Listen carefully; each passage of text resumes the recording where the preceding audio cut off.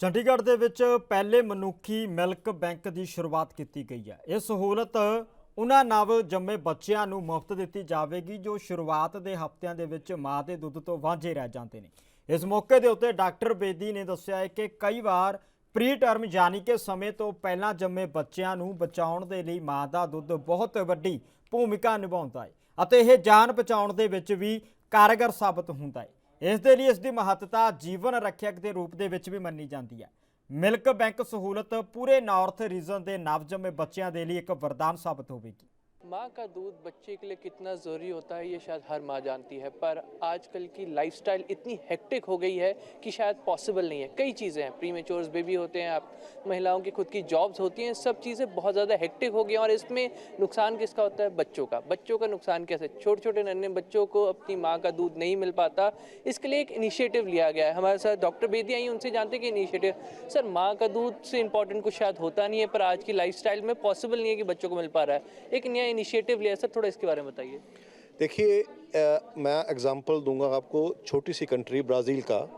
1985 में उन्होंने इकट्ठे 200 ह्यूमन मिल्क बैंक खोले और 2020 का आंकड़ा ये बताता है कि एक फैक्टर जो है ह्यूमन मिल्क बैंक का, उसके वजह से ही 73% मोर्टेलिटी में कमी आई है ब्राज़ील के बच्चों में।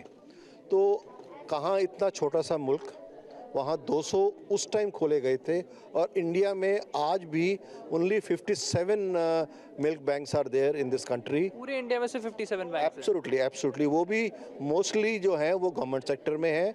गवर्नमेंट सेक्टर में इतनी ज़्यादा भीड़ है कि उनके अपने लिए ही वो जो है दूध पूरा नहीं होता। इसलिए हमने बेदी हॉस्पिटल में यहाँ चंडीगढ़ में ये सुविधा कोशिश की है कि लोगों को दें ताकि वो मिल्क जो है वहाँ पर डोनेट कर सकें, उसको स्टोर कर सकें, उसको फ्रीज ड्राइज कर सकें, उसको मिल्क पाउडर फॉर्म में तब्दील कर सकें ताकि बच्चे उसको किसी टाइम पर भी इस्तेमाल कर सकें। और ये 12 महीने तक जो ये दूध है वो बिल्कुल ठीक रहता है। बेटा साहब में बात करते हैं, नॉर्मली मिल्क मिल जाता है अगर मदर ब्रेस्ट फीड कर रही हैं, हाउस वाइफ्स हैं। अब इशू आता है जो मदर वर्किंग्स हैं या फिर प्रीमेच्योर कैटेगरीज में, कि जब प्रीमेच्योर बेबी होता है तो उस टाइम एक मदर्स मिल्क कितना इंपॉर्टेंट होता है?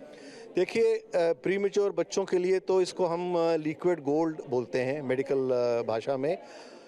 एक ड्रॉप भी अगर बच्चे को पहले कुछ दिनों में मदर मिल्क की मिल जाए तो वो किसी भी दवाई से ज़्यादा असरदार होती है। और ये सिर्फ मोर्टेलिटी को ही कम नहीं करता, कॉम्प्लिकेशंस को भी बहुत कम करता है। और इसमें ये भी देखा गया है कि अगर ये दूध जो है प्रदान किया जाए तो इसमें इकोनॉमी और कॉस्ट ऑफ ट्रीटमेंट बहुत ज़्यादा कम हो जाती है।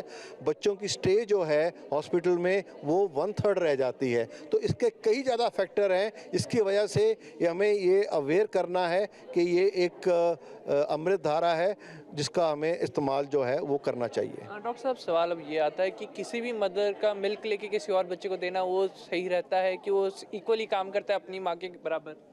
ठीक है, ये आपका क्वेश्चन जो है, हम ये क्वेश्चन नहीं करते जब हम किसी भी गाय का दूध या किसी भी भैंस का दूध कोई भी पी लेता है। देखिए, मैं हमेशा बोलता हूँ कि जो इंसान है वो एक बहुत ही खुदगर्ज एक प्राणी है। जो उनके बछड़ों के लिए जो दूध बनाया गया है वो हम उनसे छीन के अपने लिए इस्तेमाल करते हैं। उस टाइम हम ये क्वेश्चन नहीं करते कि किसी भी गाय का और भैंस का दूध वो हम किसी भी इंसान को दे सकते हैं या नहीं। तो मेरे कहने का मतलब ये है कि किसी के माँ का दूध जो है वो भी, उसमें भी वही पदार्थ हैं जो दूसरी माँ के दूध में पाए जाते हैं और वो डेफिनेटली इस्तेमाल किया जा सकता है। सर, इसका थोड़ा प्रोसेस बताइए। It's basically based on donation या फिर आप लोगों को अवेयर करते हैं, जो मदर आपके पास आती हैं सिर्फ उनसे ही लिया जाएगा? यस, यू सी, ऐसा है कि शुरुआत हम करेंगे उन माँओं से जो हमारे हॉस्पिटल में आएंगी, क्योंकि जो बेदी हॉस्पिटल है ये एक मैटरनिटी सेंटर है। इसके अंदर ये हमने सबसे बड़ा निक्कू जो नॉर्थ इंडिया का लेवल 3 निक्कू जो है, जो हाईएस्ट लेवल है वर्ल्ड में, वो इस्टेब्लिश किया हुआ है। तो हमारे पास प्रीमेच्योर बच्चों की संख्या बहुत ज़्यादा होती है।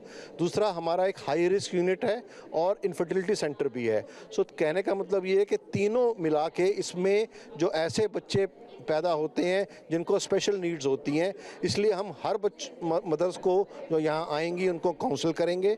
मेरा आखिरी सवाल ये है, कितने टाइम तक स्टोर करके रख सकते हैं और किस किस के, अगर हम कहें कि कुछ चार्जेस लिए जाएंगे जो स्टोर करवा रहे हैं, या फिर जब आप प्रीमेच्योर के लिए किसी को डोनेट करें तो उसका कुछ होगा?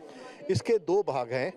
एक तो ह्यूमैनिटी एंगल है। ह्यूमैनिटी एंगल में ये है कि जो मदर्स डोनेट करेंगी दूसरे बच्चे के लिए और एक प्रीमेच्योर बच्चे को वो इस्तेमाल में लाया जाएगा, उसके लिए कोई भी चार्ज नहीं हम लेंगे।